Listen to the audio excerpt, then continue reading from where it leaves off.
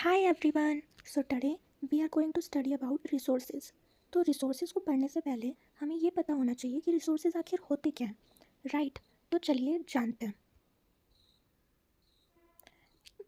Resources होते क्या हैं। तो जो कोई भी चीज़ हमारी नीड्स को सेटिस्फाई कर पाए उसे हम रिसोर्सेज कहते हैं। जैसे कि जब हमें प्यास लगती है तो जो पानी है वो हमारी प्यास को बुझाने में मदद करता है। तो water is a resource. Electricity we use in our house etcetera, ये सभी रिसोर्सेज के एग्जाम्पल हैं। इन सभी चीज़ों को हम यूज़ करते हैं, इसलिए इनकी एक यूटिलिटी है। यूटिलिटी और यूजेबिलिटी किसी एक सब्सटेंस को एक रिसोर्स बनाती है। कोई भी चीज़ रिसोर्स कब बनती है? जब उसकी कोई कीमत हो। अगर उसकी कोई कीमत ही नहीं होगी, कोई उसे यूज़ ही नहीं करता, उसकी यूटिलिटी ही ना हो, तो वो चीज़ रिसोर्स हो ही नहीं सकती। उसकी जो यूटिलिटी है ना, वो ही उसको एक वैल्यू देती है। जितने भी रिसोर्सेज हैं ना, सबकी वैल्यू होती ही होती है, चाहे वो वैल्यू फिर वो इकोनॉमिक वैल्यू हो या फिर कोई और टाइप की वैल्यू। जैसे कि मेटल्स है, मेटल्स की अपनी एक इकोनॉमिक वैल्यू होती है। वही जो ब्यूटीफुल लैंडस्केप है उसकी भले ही इकोनॉमिक वैल्यू ना हो, लेकिन उसकी वैल्यू है, that's why it is an resource. Time and technology, ये दो इम्पोर्टेंट फैक्टर्स हैं जो कि किसी सब्सटेंस को रिसोर्स में चेंज कर देते हैं। दोनों ही पीपल से रिलेटेड हैं। पीपल यहाँ तक कि खुद ही अपने आप में एक रिसोर्स है, राइट? रिसोर्सेज के जनरली तीन टाइप हैं, एक natural, human made and human. Natural resources वो रिसोर्सेज होते हैं जो कि नेचर से बने हों और उसमें ना ह्यूमन ने ज़्यादा मॉडिफाई ना किया हो, ऐसे रिसोर्स को नेचुरल रिसोर्स कहते हैं। जैसे कि air we breathe, the water in our rivers, ये सभी नेचुरल रिसोर्स का ही एक एग्जाम्पल है। ज़्यादातर ये है ना नेचर का ही एक फ्री गिफ्ट है और इसे हम डायरेक्टली यूज़ कर सकते हैं, जैसा कि हम कर भी रहे हैं एयर को, वाटर को। कुछ कुछ केसेस में टूल्स एंड टेक्नोलॉजी की ज़रूरत पड़ती है उस नेचुरल रिसोर्स को एक लाइक जितना बेस्ट यूज़ किया जा सके उतना बेस्ट यूज़ करने के लिए। नेचुरल रिसोर्सेज को भी क्लासीफाई किया गया है रिन्यूएबल रिसोर्स में और नॉन रिन्यूएबल रिसोर्स में। रिन्यूएबल रिसोर्स वो रिसोर्स होते हैं जो कि कुछ टाइम बाद अपने आप रिन्यूड हो जाते हैं। हालांकि इनमें से जो कुछ है ना वो अनलिमिटेड हैं, जैसे कि सोलर एंड विंड एनर्जी, और ये कुछ टाइम बाद अपने आप ही रिन्यू हो जाएंगे अगर हम इसे ज़्यादा यूज़ करेंगे। लेकिन इनका केयरलेस तरीके से यूज़ करना इनके स्टॉक को अफेक्ट कर सकता है नेगेटिव वे में।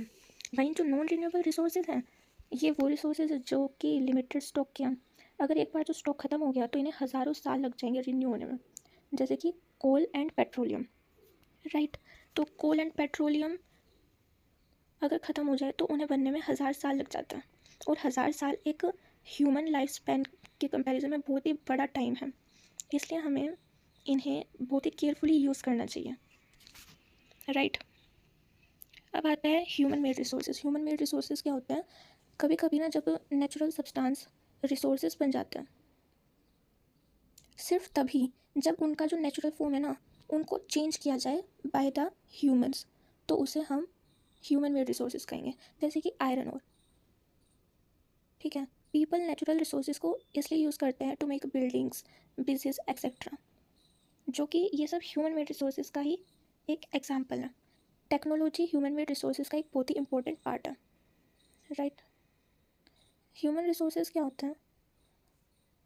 जो लोग हैं ना, अगर वो ना होते तो इन रिसोर्सेज का भी कोई महत्व नहीं था। इसलिए ह्यूमन ही एक सबसे बड़ा रिसोर्स है। ये नेचर का सबसे बेस्ट यूज़ कर सकते हैं ऐसे ही कई रिसोर्सेज को बना के, जब उनके पास एक नॉलेज, स्किल और टेक्नोलॉजी होती है ऐसा करने की। इसलिए जो लोग हैं वो एक ह्यूमन रिसोर्स ही है।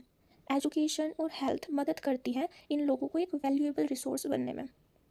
इसीलिए कहते हैं कि education is very important for becoming the valuable person. Improving the quality of people skills to create more resources, उसे हम क्या कहेंगे? उसे हम कहेंगे human resource development, right? Conserving resources, अब हमें पता है कि भाई रिसोर्सेज इतने इंपॉर्टेंट हैं तो हमें उन्हें कंजर्व करना चाहिए। यूजिंग, अब भाई कंजर्व कैसे होंगे? हमें उन्हें बहुत ही केयरफुली यूज़ करना चाहिए और उन्हें एक टाइम देना चाहिए ताकि वो खुद को रिन्यू कर पाए। इसे ही रिसोर्स कंजर्वेशन कहते हैं। जब हम रिसोर्सेज से जो हमें नीड है उसे बैलेंस कर पाएँ और कंजर्व कर पाएँ फ्यूचर के लिए, तो उसे हम सस्टेनेबल डेवलपमेंट कहते हैं। सस्टेनेबल डेवलपमेंट क्या होता है? हम अपनी जो नीड है उसे बैलेंस करके यूज़ करें और फ्यूचर के बारे में भी सोचें, so that the future generation can use it and so that we will conserve them. उसे हम सस्टेनेबल डेवलपमेंट कहते हैं। यहाँ पे कई वेज हैं रिसोर्स को कंजर्व करने के लिए। हर पर्सन को लाइक जो कंजप्शन की क्वांटिटी है उसे रिड्यूस कर देना चाहिए, जितना हो सके चीज़ों को रिसाइकल एंड रीयूज़ करना चाहिए। ये ही चीज़ धीरे धीरे एक बहुत बड़ी चीज़ बन जाएगी, राइट क्योंकि हर किसी की लाइफ एक दूसरे से लिंक है। अगर एक एक बंदा भी इतना करेगा ना तो सबकी लाइफ पे एक पॉजिटिव इम्पैक्ट पड़ सकता है, right. So this was all about the chapter. If you like this video और अगर ये वीडियो थोड़ी बहुत भी आपको हेल्पफुल लगी हो, so don't forget to subscribe.